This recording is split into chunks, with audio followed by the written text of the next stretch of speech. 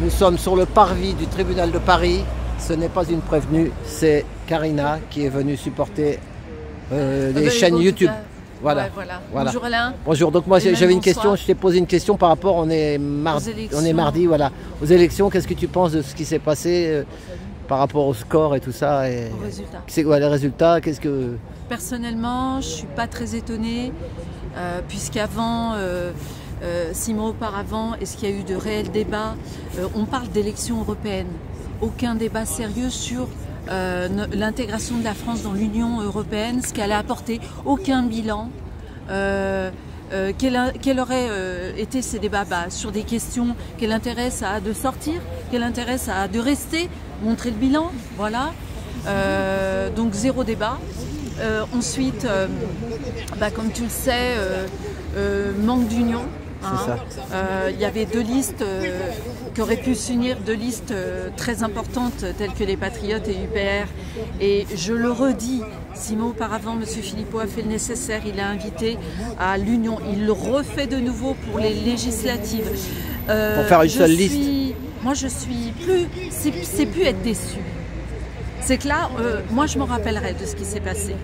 Le fait que M. Asselineau fasse le choix de faire cavalier seul, alors qu'il a tout plein de gens qui réclament l'union. Nous sommes à un tournant historique très important, avec tout ce qu'on a vécu précédemment, on ne pouvait pas avoir ce luxe de passer à côté de ça. On ne pouvait pas se permettre ce luxe, Et moi, au lieu d'appeler à la formation de primaire Frexit, j'appelais aux gens qui se sont mobilisés pour voter aux élections européennes de sanctionner ce genre d'attitude. C'est aussi simple que ça. Pour nous donner effectivement la chance. Mais M. Philippot, les bulletins, ils étaient dans les bureaux ou il fallait l'imprimer? Non, les bulletins étaient bien dans les bureaux. Vous étiez dedans, ouais. Alors, moi, ce que je comprends pas, t'imagines, parce que je trouve que Philippot, ça fait longtemps qu'il est dans la rue. Ça fait longtemps qu'il est dans la rue, il a défendu depuis la manif, ça fait au moins 2 ans qu'il fait des manifs pour le pass et tout ça. Ça fait plus. Voilà, ou 3 ans. Voilà, bon. Et là, t'as vu, il y a une affiche avec un chat là. Tu l'as vu l'affiche avec un chat? Ils ont fait 2% eux. Juste un chat. Donc les gens, ils savent plus où ils habitent à mon avis. C'est les électeurs, ils savent plus où ils habitent. Je ne suis pas dans le cerveau des gens, en tout cas, voilà, les faits sont là. Et à propos des bulletins, il y a un truc qui peut nous étonner, moi, qui m'a très étonné, c'est de ne pas avoir le programme de l'UPR. Un programme, c'est très important. Mais c'était une histoire d'argent, non? Peut-être qu'ils n'ont pas mis dedans. Il faut de l'argent, fallait de l'argent. Non, mais le programme, c'est très important. Faut pas faire l'impasse là-dessus. Ouais, mais il faut de l'argent. D'accord. C'est une histoire de tout ça, d'argent. Donc, une histoire d'argent. Et donc là, maintenant, il va être... maintenant, vous êtes pour repartir pour les législatives, là. J'entends ce que tu dis, je ne suis pas d'accord avec ça. D'accord. Pour informer les gens, c'est important d'avoir un programme vers où. Moi, je me souviens d'une prise de parole qui a été faite par quelqu'un qui a dit « Je ne vais pas sur une liste où il n'y a pas de programme. » Je ne mentionnerai pas la liste. Et puis, autre chose importante, 6 ans pratiquement de combat dans la rue, 38 listes pour les élections européennes. Ouais, mais moi, j'ai compté les bulletins. Dans mon bureau de vote, il y avait que 21 bulletins. Ça veut dire qu'il y en avait 17 qui n'étaient pas là. Non, mais tu vois le... Ouais, mais c'est pour embrouiller. Voilà. Tout ça, c'était fait pour embrouiller. Voilà. Bon, et là, donc, maintenant, vous allez refaire pour les... Pour l'instant, c'est pas pour les législatives. Moi, c'est très simple.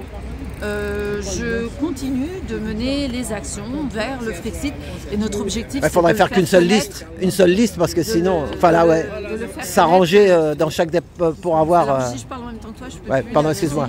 Non, vas-y.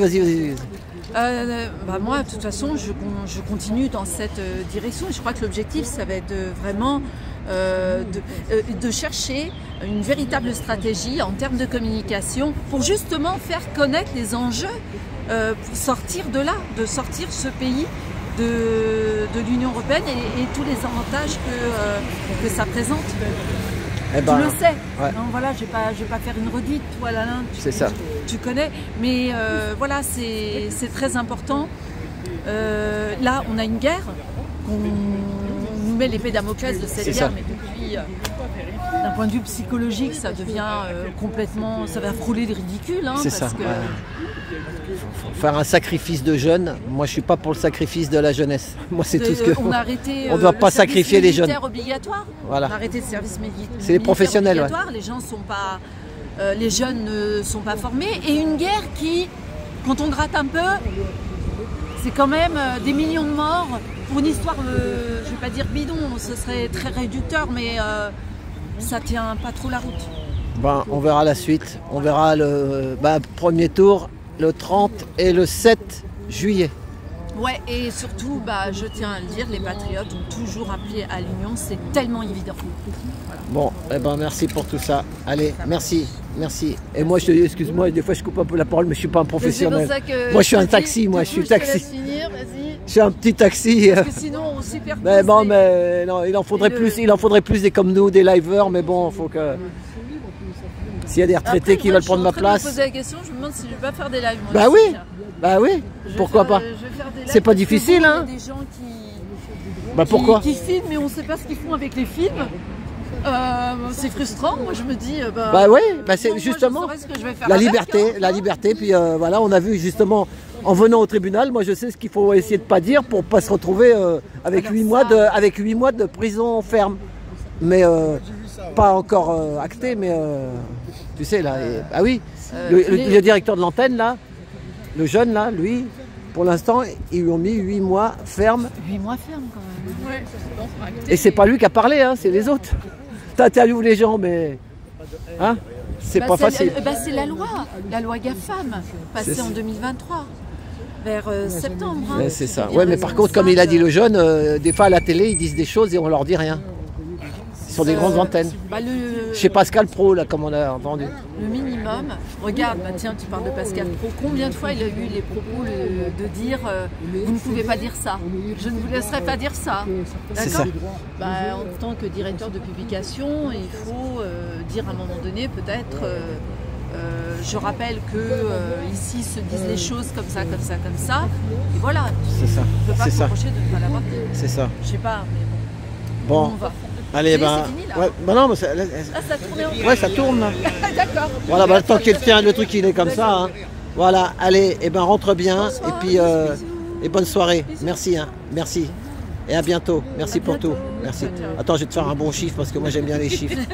On va te mettre un 44, c'est le débarquement. À tout bientôt. Merci.